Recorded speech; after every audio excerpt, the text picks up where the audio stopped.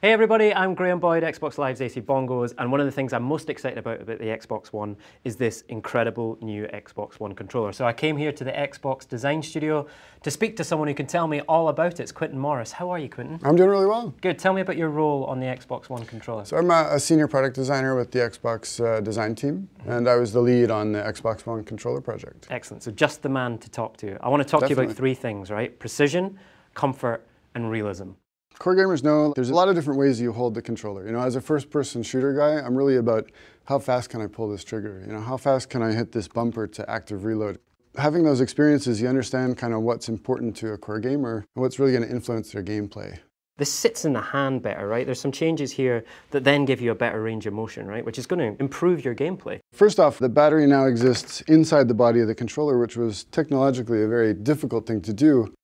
You can see this U-shaped PCB is designed to really fit around that battery. And PCB stands for? Printed circuit board. Of course, I knew that. I just wanted to make sure everyone else did. Moving the battery inside really enabled thinning out this section of the body. And doing that opened up the possibility to create this really great grip surface that exists here. So that means that you can now grip it with a lot less effort and grip it into the top of your hand. That leaves this whole thumb joint totally free to access the controls. So you're going to be able to get around the controls way faster than you ever have before. So if you're playing 8-10 hour sessions of whatever game, you'll just be able to play better and focus more on what's happening in the game as opposed to how you're controlling it. Tell us about how the Xbox One controller interacts with Kinect. We've added some IR LEDs to the controller. You just press the bind button on the controller while you're sitting on your couch in view of Kinect, and the controller will just connect. So if I'm playing FIFA with my mates, we're passing the controller around between games, Kinect is automatically going to know that that controller's been passed, who's holding the controller, as well as which controller. Yeah, so you can get in and focus on playing the game and enjoying your time with your friends. Real hardcore FPS players, they love wired controllers, right? That's all they play with. You can connect this with USB to the Xbox One and it instantly becomes a wired controller. Right. This is new. This is something we haven't done before, but as soon as you plug it in, all the data will be sent over the cable. So you're getting now a wired and wireless controller in one. Tell us about some of the changes you've made to make sure it feels more comfortable. We reduced the spacing just a little bit between the ABXY as well as on the bumper and trigger to really make it quicker to get around.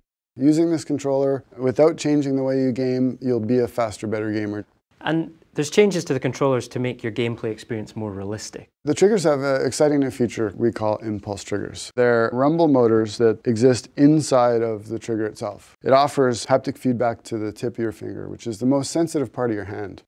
By combining these two extra motors with the current rumble motors that we had in the previous generation, we can now create richer haptic effects that have directionality to them. So you can communicate forward, back, left, right. A really subtle effect could be that when you run out of bullets, you feel the empty chamber, right? So you know immediately that you've run out of bullets, and the next thing you got to do is reload. So another big one is the magnetic trigger sensor. We've eliminated all the mechanical parts that used to be in the old controller and replaced it with a mechanical digital sensor. So it means that it's twice as sensitive as it ever was before. So in Forza, when you're trying to feather the gas, you'll have that much more control over that gas pedal. And let's talk about this D-pad as well, because it's pretty significant changes here, right? The pivot point for the D-pad itself had to be as high as possible. By moving that pivot point up, we get really nimble action. We've combined that nimble action with a new type of switch under the D-pad itself. It's got really crisp feedback, so you know immediately once you've pressed it. All right, let's talk about the thumbsticks as well, right? Something that when you're playing games, you're connected to the whole time. The thumbsticks, we made them slightly smaller in diameter. By making them smaller, your thumb's closer to the center. We've maintained the ridge that was so characteristic of the Xbox 360 controller, which is a great feature for pulling back, and added texture to the outside so that when you're pushing, you can get really good grip. So the other improvement that we made was we were able to dramatically reduce the dead zone in the stick itself. By reducing the dead zone, we've increased accuracy and precision dramatically. One of the things I've heard from gamers that I speak to is that they love the Xbox 360 controller so much, right? They're a little bit worried that this is going to be slightly different. We've been working on this for 2 years, and our main goal was to make sure that the Xbox One controller was familiar. And we talk about the 40 improvements, and most of those are fairly small things. When you pick it up, it doesn't feel like a totally different controller. It feels like a better controller.